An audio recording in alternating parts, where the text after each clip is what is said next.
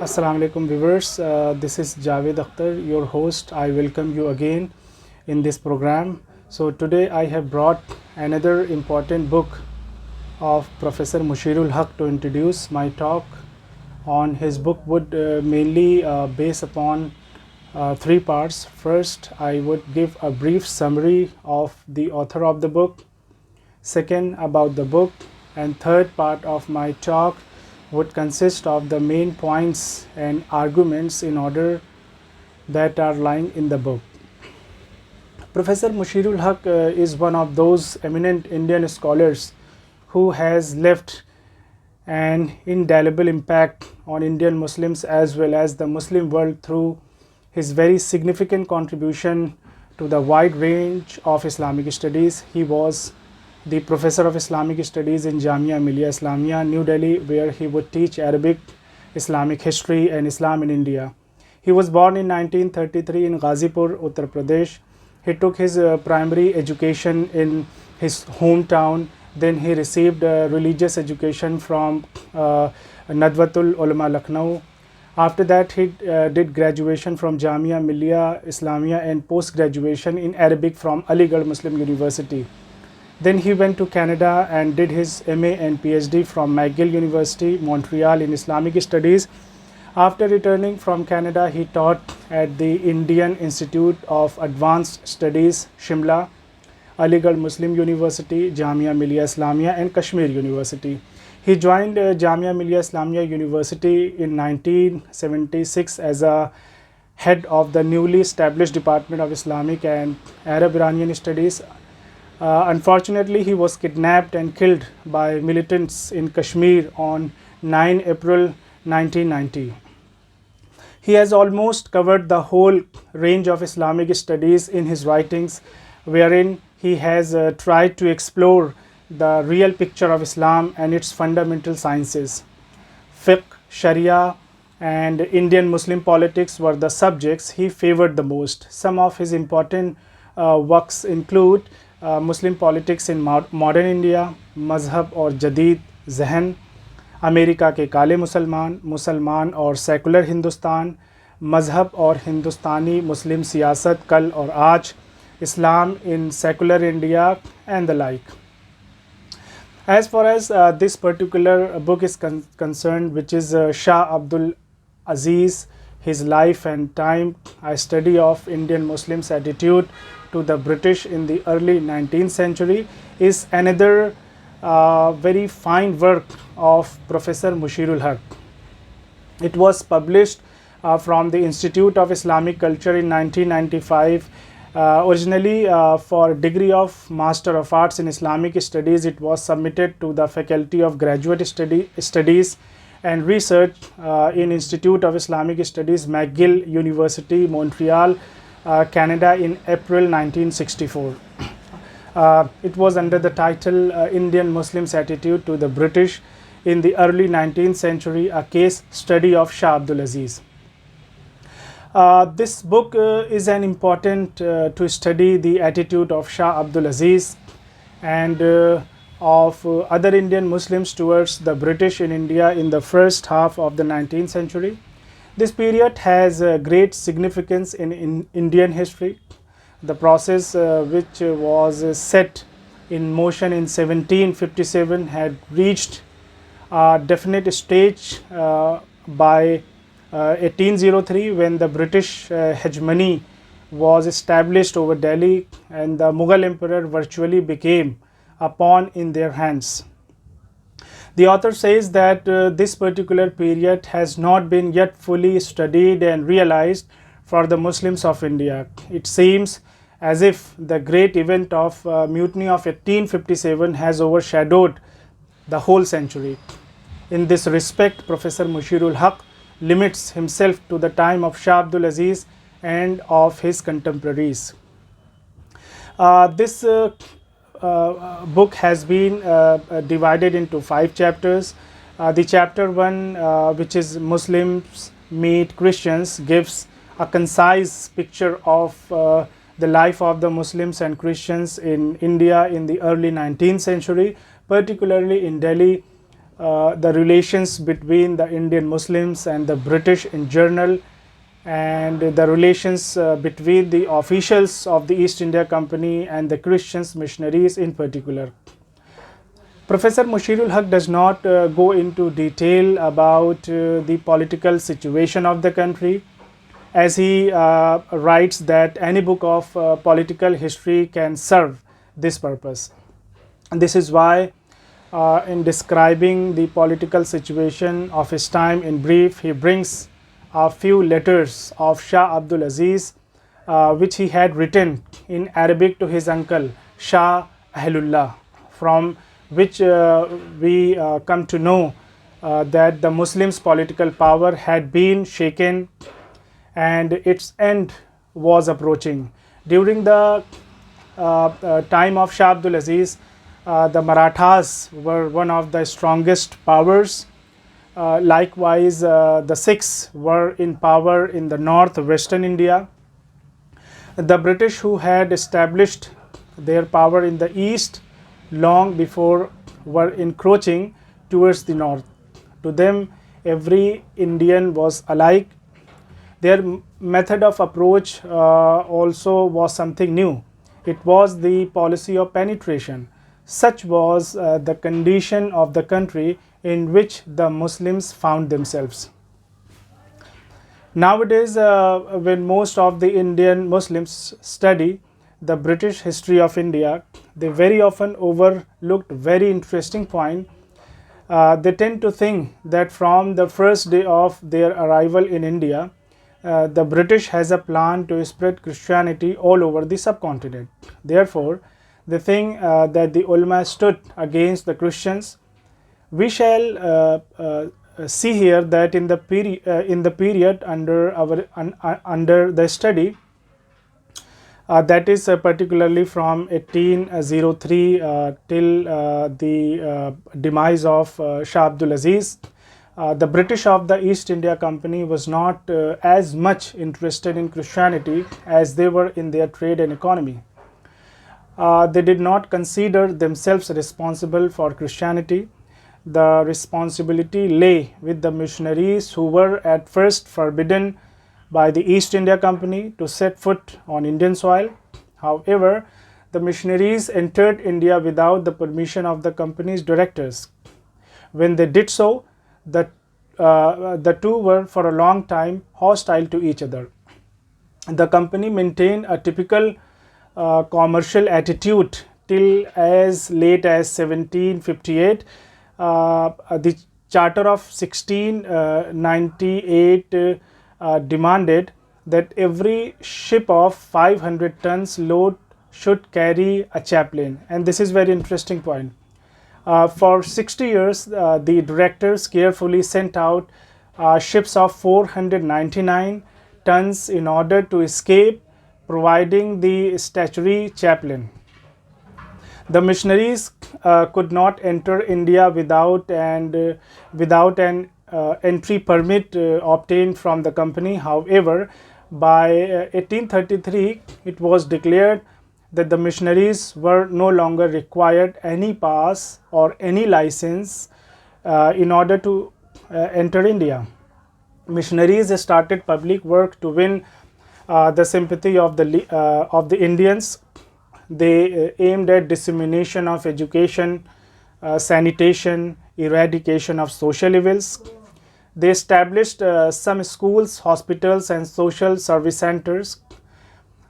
In the beginning, Muslims were afraid of mission schools, but very soon they were also attracted by them.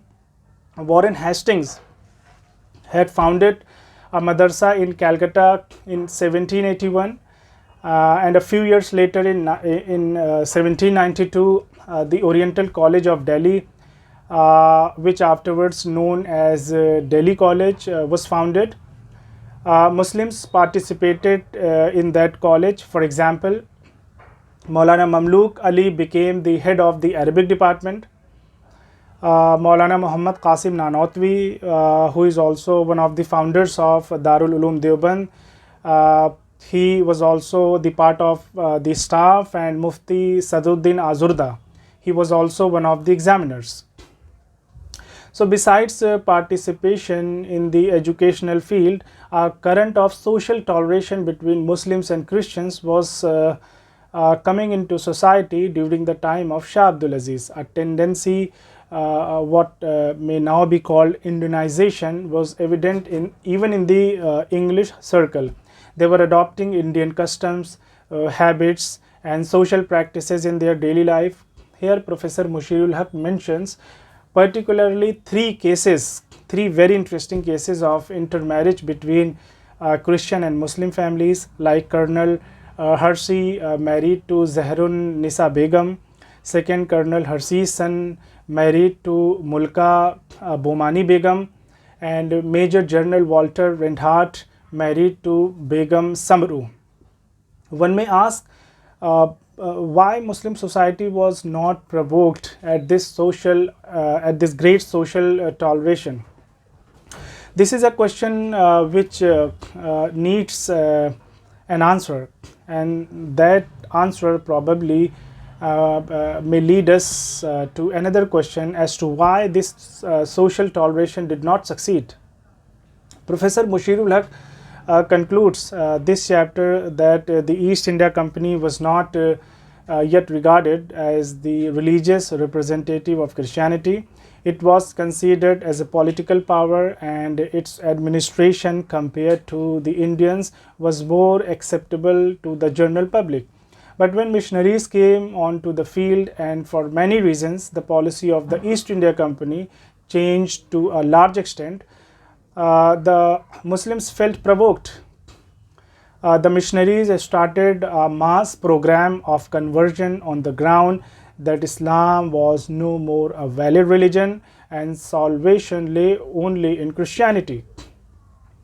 Pre-1830, the Muslims remained very passive on the question of conversion, except when it was given a political color, or when the personality of Prophet Muhammad was misrepresented or maligned. In 1833, the Reverend Fander wrote his book Mizanul Haq, that is the balance of truth, in Persian language, attacking the Quran and the Prophet Muhammad. After the publication of this book, in a very short time, a few more books were written with the same motive. These provoked the Muslims, and a series of unhealthy religious debates was started. Before that, we do not find Muslims and Christians debating with each other. In fact, the year 1830 can be considered in the Anglo-Muslim history in India as a landmark. The second chapter of this book, that is Shah Abdul Aziz, his life and personality, is said to be based upon portraying the life and personality of Shah Abdul Aziz and his attitude towards mainly the three issues. First, bidat, that is innovations and un-Islamic activities. Second, Shia-Sunni issue, and third, new situation or new challenges that brought by the British or European powers. The followers of Shah Abdul Aziz, such as Shah Ismail Shahid, criticized the Muslims for acting against Islamic teachings, insofar as they had indulged in many Indianized social customs and habits which were branded as un-Islamic and innovations, but which were considered Islamic by those who were practicing them. The interesting point here is that Shah Abdul Aziz, however, does not seem to be an outspoken representative of this criticism. He appears calm and peaceful by his nature, temperament, and broad-minded. It seems as if to him sheer criticism was of no importance. Here Professor Mushirul Haq quotes a very interesting incident which shows his ability to judge even the grave situations well. It happened that a Maulvi who was a Munsif, Munsif means a judicial officer, in the East India Company somewhere in the Punjab. He had his meal often with his English officers at a common table. The ulama of that locality declared him to have gone outside the fold of Islam. Then they came to Shah Abdul Aziz, but at the entrance of his house they met Shah Rafiuddin, Shah Abdul Aziz's younger brother, and asked his opinion on this matter. Shah Rafiuddin clearly said that the Maulvi was right. The opponents of the Maulvi did not accept his opinion and went to Shah Abdul Aziz. He, after hearing the case, delivered a long speech to the effect that the Maulvi had committed a great mistake and that he had reached the verge of kufr. The opponents of the Maulvi were delighted. Shah Abdul Aziz further replied, but the Maulvi had not gone out of Islam, because just by reaching the verge of kufr, no one could become kafir. But to be on the safe side, he asked that Maulvi to recite the Kalma Shahada. Shah Abdul Aziz, like his brother Shah Rafiuddin, would have said very frankly that the Maulvi was right. But if we analyze the situation in which Shah Abdul Aziz was lying, we should at least have to give some credit to him for his intelligent way of handling the situation. After the fall of Delhi, the real political power was in the hands of the British. The Mughals became dependent upon them. In that situation, Muslims began to ask new questions. The major question was how to deal with the British and the new challenges. Should they ignore them and rely upon the dying Mughal power, or should welcome them as friends? In answer to these questions, Professor Mushirul Haq very beautifully glances at the relations between Muslims and British, and particularly between Shah Abdul Aziz and the British at that time. The British officers at Delhi were on good terms with Shah Abdul Aziz in Kamalat-e-Azizi, which was compiled by Nawab Mubarak Ali Khan and was published from Meerut in 1873. We find several interesting stories about the good relations between the English and Shah Abdul Aziz. The Malfuzat of Shah Abdul Aziz mentions the three British officers, particularly Colonel James, Colonel William and Colonel Alexander. Shah Abdul Aziz had probably realized that the British were not a passing force in India. Scholars often write that during the time of Shah Abdul Aziz, the religious debates had become common, and Shah Abdul Aziz, considering it an Islamic duty, took part in them with full enthusiasm. In fact, the first religious debate in its real sense was held in 1844 between Maulana Sayyid Ali Hassan and the Reverend Carl Fender. Several times the British people asked him religious questions, to which he gave sharp, witty but unprovocative answers. In their nature, they were normal discussions, more similar to table talk. Therefore, they can only be termed religious curiosities, not as debates. Here it may be asked why Shah Abdul Aziz and the British were so amiable to each other. In response to this, Professor Mushirul Haq brings the arguments that the attitude of the East India Company differed from that of the Christian missionaries. The company was not prepared to create any difficulty in its way by arousing hostile religious sentiments. Their main purpose was to establish their political power on a solid basis and to expand their trade, but not necessarily their religion. Although by that time they had become de facto rulers, they were careful enough not to take any kind of risk. That is partially the reason why during the lifetime of Shah Abdul Aziz we do not find any great opposition to the British administration from the Muslim side. He therefore must have adopted a policy after which he could not be accused of hostility to the British and could thus proceed with his mission. His mission was to prepare the Muslims to face the new India, the new situation, and changed political circumstances. The third chapter, that is Shah Abdul Aziz, questions and answers, explores that Shah Abdul Aziz was asked mainly three kinds of questions about the new situation and their answers in some detail. First, there were questions concerning the religious status of the country according to the ground of the Islamic Sharia under the British. Second, there were questions about learning the English language and having social contact with the British. Third, there were questions about accepting jobs under the British government.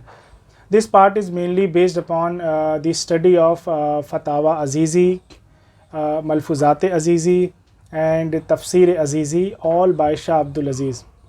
And the fourth chapter, toleration and friendliness, describes those people in the Muslim community of that time who were friendly to the British and who had adopted a cooperative attitude mixed with the British and also accepted positions under the East India Company. For this purpose, Professor Mushirul Haq brings three typical cases representing different aspects of the cooperative attitude of the Muslims towards the British.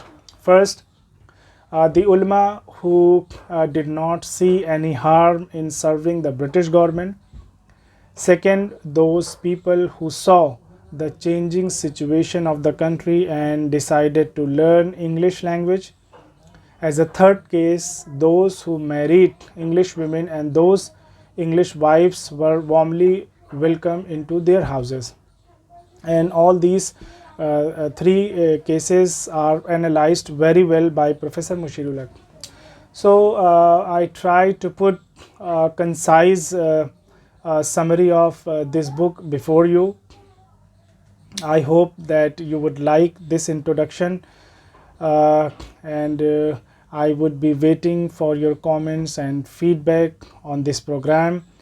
I am leaving you to meet you again. Allah Hafiz.